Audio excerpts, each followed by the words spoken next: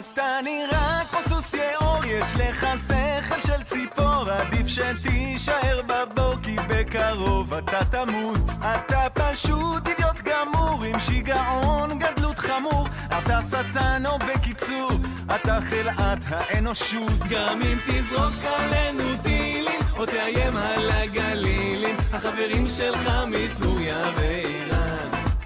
גם אם תפיל כאן עוד קטיושות, תדע שאין כאן שום ירושות, ביחד נתגבר על הצרה.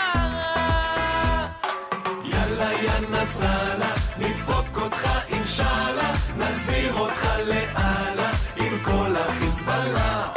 יאללה יא נסראללה, תלך מפה יא זבאללה, נגזר כבר מלמעלה שזה הסוף שלך. אתה עלוב, אתה קטן, אתה מזכיר אורנגוטנג, יש לך קינים על הזקן ובקרוב תעוף מכאן. אתה ג'וק מת, אתה בואש, אתה מתחיל להתייאש, צהל אותך רק מבקש כדי לשרוף אותך באש. גם אם תזרוק עלינו טילים או תאיים על הגלילים, החברים שלך מסוריה ואיראן.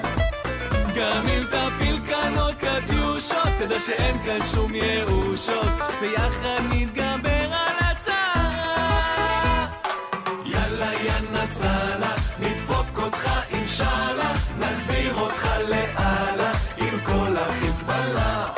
יאללה יא נסראללה, תלך מפה יא זבאללה, נגזר כבר מלמעלה שזה הסוף שלך.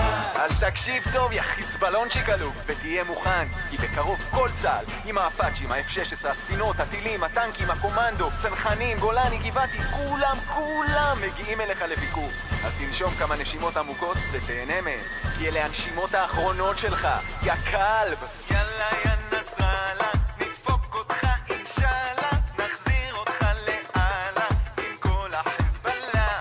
יאללה יא נסראללה, תלך מפה יא זבאללה, זה נגזר כבר מלמעלה.